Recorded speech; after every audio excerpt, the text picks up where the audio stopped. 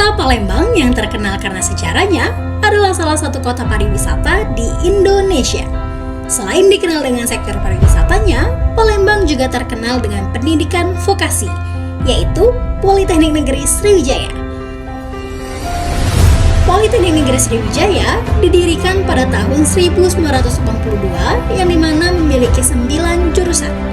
Dengan jurusan Teknik Elektro sebagai jurusan yang paling diminati di setiap tahunnya.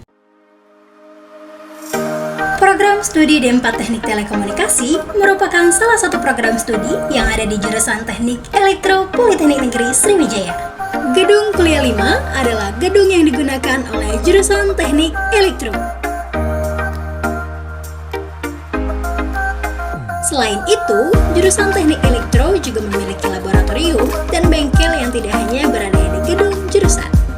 Laboratorium merupakan salah satu komponen penting dalam proses belajar mengajar di program studi D4 Teknik Telekomunikasi.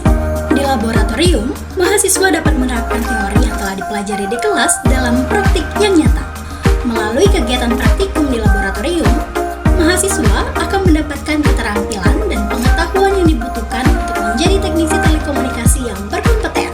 Laboratorium juga menyediakan peluang bagi mahasiswa untuk melakukan penelitian dan pengembangan di bidang telekomunikasi. Terdapat 11 laboratorium, diantaranya yakni Laboratorium Mikroprosesor,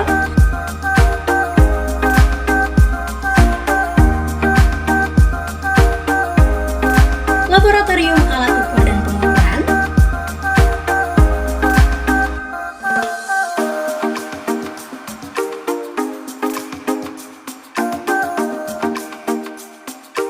Laboratorium High Frekuensi,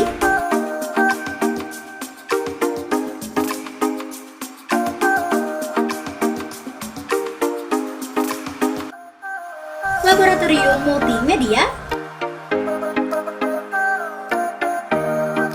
Laboratorium Dasar Telekomunikasi,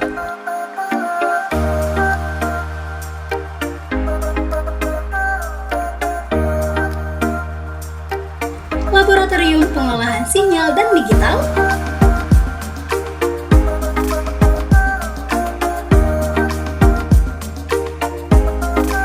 Laboratorium Komunikasi Data,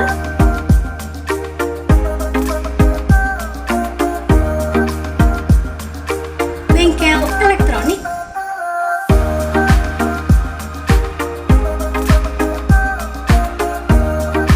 Bengkel Mekanik,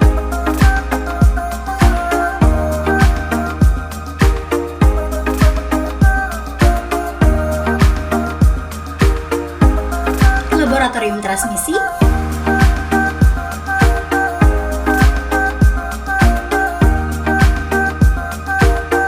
dan Laboratorium Antena dan Propagasi.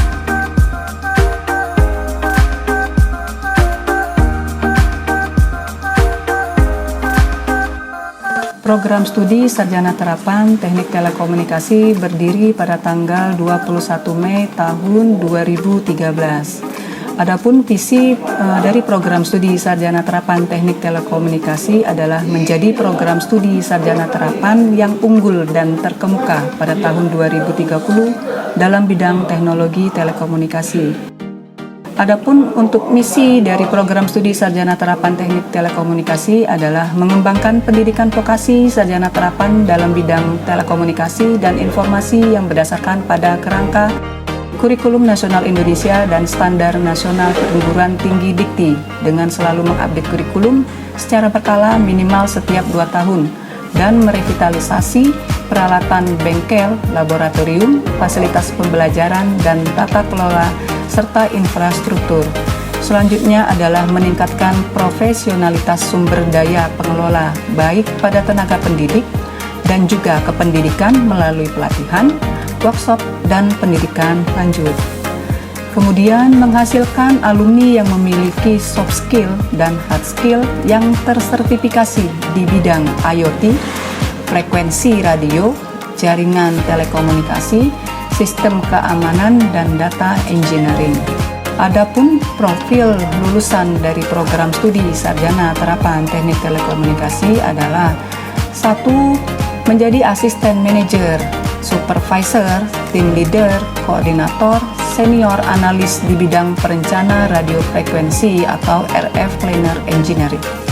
Yang kedua adalah asisten manajer, supervisor, tim leader, koordinator, senior analis, bidang perencana jaringan akses, transport, dan core radio. Yang ketiga adalah menjadi asisten manajer, supervisor, teknologi satelit, dan radar.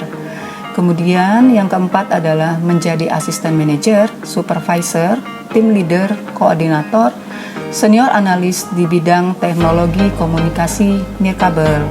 Yang kelima adalah supervisor perencana sistem komunikasi berbasis internet.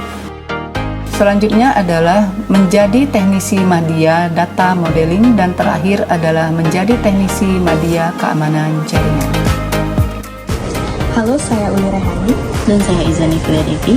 Kami adalah lulusan Teknik dan Komunikasi Politeknik Negeri Sriwijaya. Saat ini kami bekerja di salah satu perusahaan otomotif di Taiwan sebagai hardware engineer di divisi Research and Development. Sebagai lulusan Teknik Telekomunikasi di Politeknik Negeri Sriwijaya memberikan kami keunggulan saat berkiprah di dunia kerja. Yang kita tahu bahwa Politeknik Negeri Sriwijaya memberikan pelajaran dengan praktikum secara nyata dan diiringi dengan teori yang sesuai, sehingga menjadikan ini sebagai pendukung bagi mahasiswa untuk dapat bersaing di dunia kerja. Pekerjaan sehari-hari kami sebagai engineer di divisi Research and Development yaitu melakukan desain sirkuit, desain verification, simulation, dan lainnya, mengharuskan kami untuk menguasai banyak peralatan dalam mendukung pekerjaan. Jadi, sebagian peralatan seperti oscilloscope, network analyzer, multimeter, power supply, dan bahkan soldering merupakan peralatan sehari-hari yang sering kami gunakan dalam bekerja. Sehingga pekerjaan ini dapat mudah dilakukan karena kami telah menguasai peralatan tersebut dari semenjak kuliah di Telekomunikasi Politeknik. Assalamualaikum warahmatullahi wabarakatuh. Selamat pagi, salam sejahtera bagi kita semua. Perkenalkan, nama saya Tarmidi, alumni 2019 di Teknik Telekomunikasi Politeknik Negeri Sriwijaya. Saat ini saya bekerja di PT Nesiti Persada sebagai project manager, yang mana PT Nesiti Persada merupakan perusahaan yang bergerak di bidang telekomunikasi internet service provider. Saat ini saya telah bekerja di PT Nesiti Persada kurang lebih 2 tahun. PT Nesiti Persada sangat relevan dengan prodi kita, prodi D4 Teknik Telekomunikasi, karena perusahaan ini merupakan perusahaan yang bergerak di bidang telekomunikasi internet service provider yang mengusung menggunakan fiber optik. Di sini juga kita menggunakan sistem MOC, yaitu berupa perangkat-perangkat elektronik seperti perangkat OLT maupun perangkat ONT. Jadi saya berharapnya di Teknik Telekomunikasi akan selalu berkembang ke depannya, sehingga sangat-sangat relevan dan bisa bersaing dengan kampus-kampus. Halo, perkenalkan, nama saya Muhammad Maulana Aditya. Saya berkuliah di jurusan Teknik Elektro, program studi Teknik Telekomunikasi D4, Politeknik Negeri Sriwijaya untuk alumni angkatan 2013. Saat ini saya bekerja di PT Trakindo Utama sebagai analis teknologi untuk site area PT Freeport Indonesia, di mana saya mempunyai tugas dan tanggung jawab sebagai analis teknologi. Yang pertama, membuat daily plan pekerjaan sebelum dimulai dan juga membuat daily shift report ketika pekerjaan sudah selesai. Kemudian yang kedua, memastikan infrastruktur pada area tambang underground, khususnya di bawah tanah, berfungsi dengan baik berupa Cisco access point, bridge, dan juga hub. Kemudian yang ketiga, memastikan equipment LHD manual dalam keadaan menyala dan beroperasi dengan normal, yaitu berupa vehicle, personal komputer, dan juga mobil. Kemudian selanjutnya memastikan equipment LHD Menjem bisa dioperasikan dengan sistem remote atau jarak jauh. Kemudian memastikan semua komponen penunjang untuk LHD Menjem beroperasi dengan baik berupa kamera, radar, dan juga joystick. Kemudian tugas saya selanjutnya yaitu memastikan mode copilot dan autopilot pada LHD Menjem beroperasi tanpa adanya masalah. Kemudian selanjutnya melakukan monitoring perform LHD, membuat analisis terkait permasalahan yang terjadi, dan juga melakukan komunikasi kepada pihak-pihak terkait seperti dispatch produksi atau dispatch maintenance, kemudian juga teman-teman teknisi underground jika terjadi masalah. Terima kasih.